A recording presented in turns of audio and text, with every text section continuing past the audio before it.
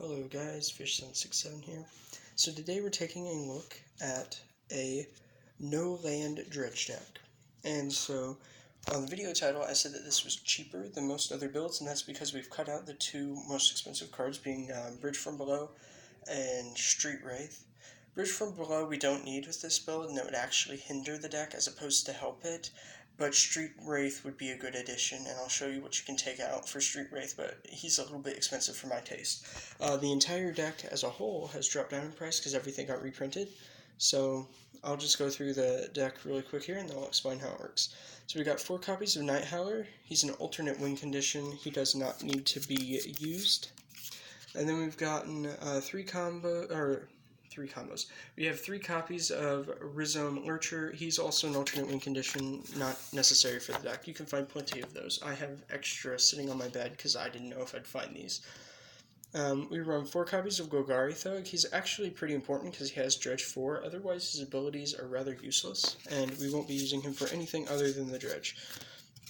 We have 4 copies of Icarid, and so Icarid is an alternate creature that we can play if we think that we're about to go off. We don't have to, and generally I don't, and you probably won't be using him, to be honest. We got 4 copies of Shambling Shell. So this guy's got Dredge 3. He's our worst Dredge card in the deck, but maybe you need him at the beginning of the game, and so we got him. The idea is to make sure that we do not, under any circumstances, have to mulligan. Oh, and main rule for this deck, you don't mulligan, ever. Rule number 2, you never mulligan.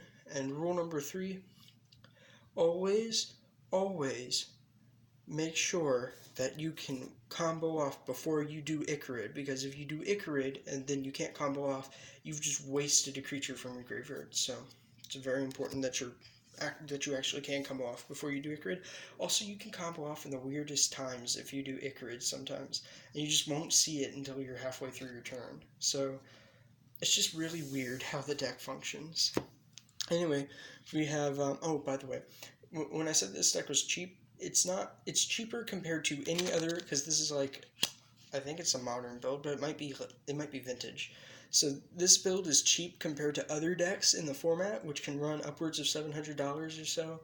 It's like $100 maybe, but it's not like really cheap. But if you want to play No Land Dredge, this is the deck to go with.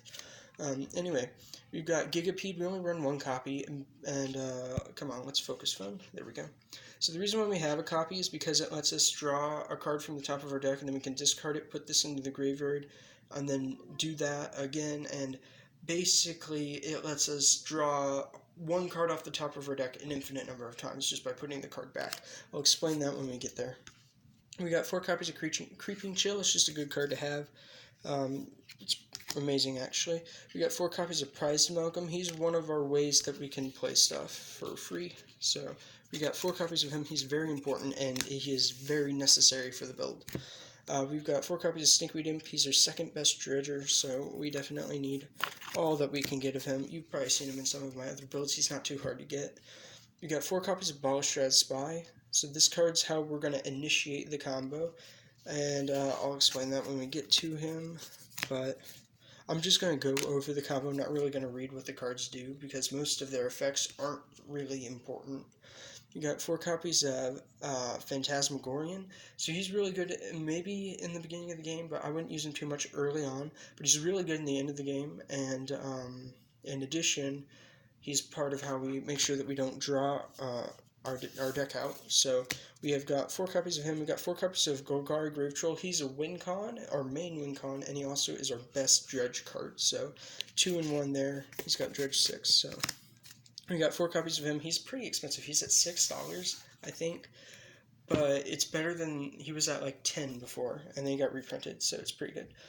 We've got Hostility, which is the card that we're going to be drawing an infinite number of times.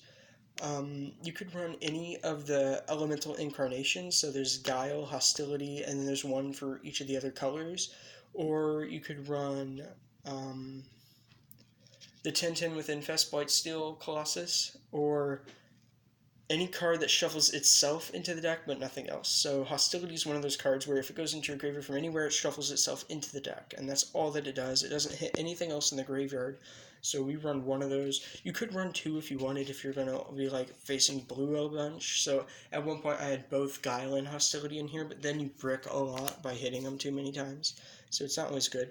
You got 3 copies of Flayer of the Hatebound. He is the way that we enable our win con, and so he's very important for the deck, and he can outright win us games. We've got 4 copies of Narcomoeba, so this is one card that just reanimates itself when it hits the graveyard. So we got 4 copies of it. We have 4 copies of Nether Shadow. So this guy reanimates if there's 3 or more creature cards on top of him, and you cannot rearrange the order of your graveyard. So don't do that. That's a no-no, especially with this deck. But we run 4 copies of him, and he's like $1 or something, not too expensive. But he'll just reanimate at the beginning of your upkeep if you've got 3 or more guys on top of him. And then our last card, our win con / combo enabler, is Dread Return. We can flash it back by sacrificing 3 creatures. Then we return a target creature card from your graveyard to play. So basically, how the deck works is you draw your hand of 7 cards, right? And then you're going to discard a card, and you will always let your opponent go first. And then you draw a card and discard a card on your first turn, and hopefully it's a 1 with dredge, a high dredge number. And then you keep on dredging until you end up with 3 cards on the field, this card in your graveyard, and then another Ballast Dread Spy in your graveyard. And so I'll just show you how everything works real quick. So if I take a look at Narcomoeba, because he's important, I take a look at Flayer. We're going to need another Shadow, a Dread Return, a Ballast Dread Spy. I'm just pulling out the cards that are going to be necessary to probably win. Now, Golgari Groove Troll, just as an example for a win con, because he's not necessary as the win con per se. And then, although I would go with him, because he's a little bit better than some of the other alternate win cons we have in here. And then we have Decapede. And I'm just looking for cards to pull out and show you. Like, all the cards are important, but some of them are just graveyard filler. Did I pull out everything? I didn't get the Elemental Incarnation, which is very important. Okay. So now, to show you how the deck functions and everything, here we go. I got this big pile of cards here. So, this guy works with Gigapede and Phantasmagorian, and it works like this. So, no matter what, you should always have a Phantasmagorian in your hand. And then, what's going to happen is once you get your entire deck down to 0 cards, well, then this guy will shuffle back in because he'll be in your graveyard. So then you'll have 1 card in your deck, and I'm going to show you how you get down to this 1 card. But you'll have him in your deck, and you'll have this guy in your hand, and this guy in your graveyard. And what you're going to do is you're going to draw this, and then next turn during your upkeep, you're going to discard this card to return this to your hand, and then you're going to draw this, and then you'll have another one of these guys in your graveyard. And then this guy, you're going to discard 3 cards and return it from your graveyard to your hand. And both of these will go to the graveyard. This guy will go to the deck, and then you'll draw him next turn, and then the next turn do that, and then you can keep on doing that, and that's how you're able to loop that. Now, the main part of the deck and how you're actually going to get down is this card. He says whenever a creature enters the battlefield from your graveyard, or if you cast it from your graveyard, you return Phantasmagorian from your graveyard to the battlefield tapped at the beginning of the next end step, which the funny thing is, these can trigger more of them if some go into your graveyard afterwards from like combat, and we can kill by combat means. So we can get back a bunch of those, and then this guy, like I said, he comes back if at the beginning of your upkeep if 3 or more creatures are on top of him in the graveyard, and this guy just comes back when he gets put into the graveyard. And so once you get 3 guys out, oh yeah, and Icarid.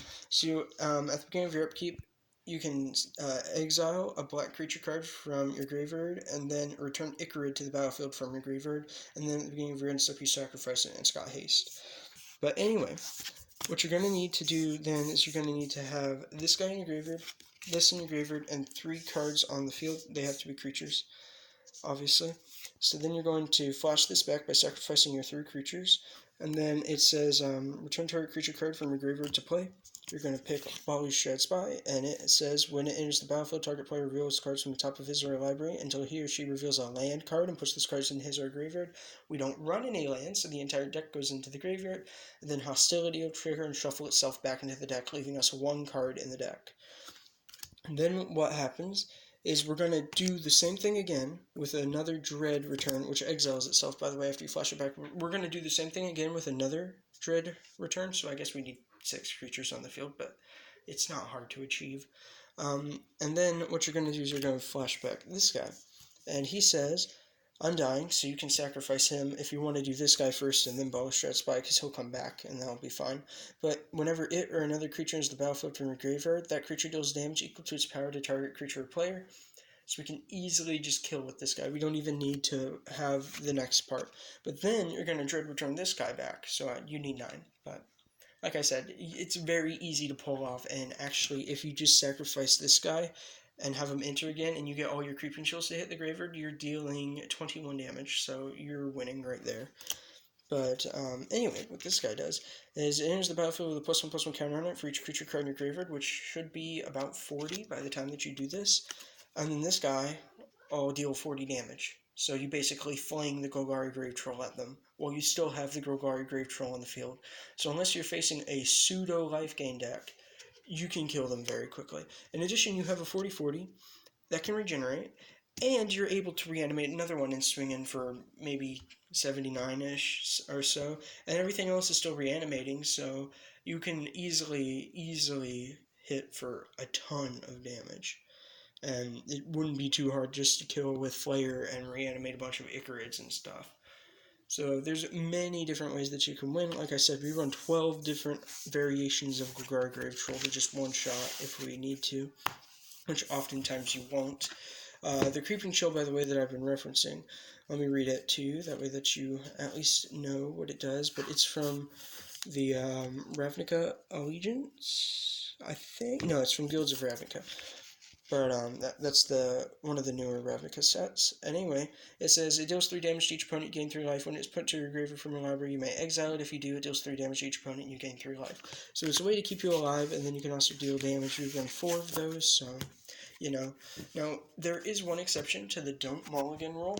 On game 2 and 3, never mulligan, because if you're playing in one of those formats that I was talking about, it's likely that they're going to have a graveyard hate card in their sideboard or main deck at this point. So you don't want to run into that. But on game 1, you could mulligan if your entire hand is like Creeping Chills and Narcomoebas, because you don't want that in your opening hand. So that would be like the only case to mulligan, is if it's a completely unplayable hand and all your cards that you need to be in your deck are actually in your hand. Because Narcomoeba and Creeping Chill don't trigger if they go from your hand to the graveyard. They only work if they go from your deck to the graveyard. So if you get a bunch of those cards in your opening hand or nothing to dredge with, it's a good idea to mulligan that first time. After that, don't mulligan, because then you're going to put yourself too many turns behind for it to be feasibly possible for you to win. So that's just but use your discretion on that. But you do not want to mulligan under most circumstances. Now, you could put in there's something powder, serum powder or something, that lets you exile your hand and then draw 7 cards, and that's basically like a free reset mulligan. You could do that if you wanted, but be careful if you're going to use that, because it has alternate effects. So upgrades, well, because they neutered Gitaxian Probe, we can't have it in here, which is an unfortunate thing, but it's basically banned in every single format, and then it's limited in Vintage, so it's not worth playing. But if you, because it's expensive, it's like $2. It might have gone down, though. I hope it went down, because it's banned in every format, except for Vintage. But you can play Street Wraith, which has cycling, pay 2 life. So you pay 2 life, you put it in your graveyard, then you draw a card. And then you can dredge off the card that you were going to draw, which I didn't explain what dredge does. Let me do that. So dredge says, if you draw a card, instead you may put exactly X cards. So this one is 3. So you may put exactly 3 cards from your library in your graveyard. If you do, return this card to your hand. Otherwise, draw a card. So That's what dredge is, and it's all during your upkeep and draw and stuff. So don't forget to do those triggers. It is a little bit weird because you're basically playing the game on your upkeep, and then anything after that's just combat, and then you just end your turn and discard. So the deck in and of itself is really fun to play.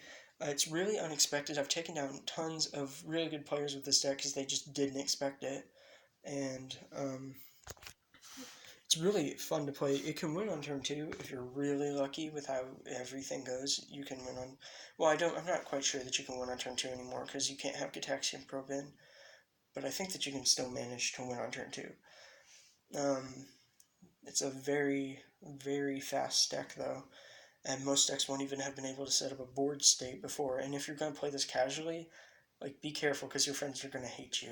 But it's not as expensive as I'm probably making it out to be, but you do have to remember there's no lands in here, so the entire deck, at least each card will cost a bit, and most of them are rares and stuff, so... But you can obviously change it up. Like, you can run any creatures you want and just reanimate those instead with the reanimate card or whatever. And also, if you're going to upgrade it, Chancellor of the Annex, I believe. It's the White Chancellor. Is a really good card to put in here because it'll counter the first card that your opponent plays. You just reveal it in your opening hand, then it counters the first card that your opponent plays unless they pay one. So it buys you a free turn. Also, the free blue counterspells, like maybe not Force of Will, but the other ones are really good. And then you also have Cabal Therapy that you could run if you wanted to, but those are more expensive additions, and I don't have those either. So I've been working on this deck quite a bit, and the other dredge decks are like sprouts of this that are more fair for my opponents to play against, because this one just you can't interact with it unless you shut off the graveyard. So it does really well though, like extremely well. So anyway, I do have some announcements before you guys go. If you're used to watching my channel, and if you're not, please do subscribe if you enjoyed the content, or at least let me know that you enjoyed the content. But the announcement I want to say is I have a Discord link in the description. You can go check it out. I have 3 bots on the Discord, and each of the bots has its own job, except for 2 of the bots are the same thing, but they make sure that the Discord stays tidy. And then the other bot is like it's a fun little robot that'll reply to you and do other fun things, and I'm working on making it do more stuff, so it's a work in progress, but I made a Discord, so you can check it out, link in the description. Thank you guys for watching. We just hit 101 video. This will be the 101st video. I was going to have this be the 100th, but I messed up and accidentally uploaded one too many videos. Anyway, so this is the 101st video, and we got 1,001 views today from what I checked, so that's pretty awesome. And thank you guys a ton for all the support. Even if it is just watching videos, it means a ton to me that I'm actually helping out some of you guys. And if you want to see anything specific in the comments, just please if you want to see anything specific, let me know in the comments. That's what I meant to say. So, thank you guys for watching, and I'll catch you all next time.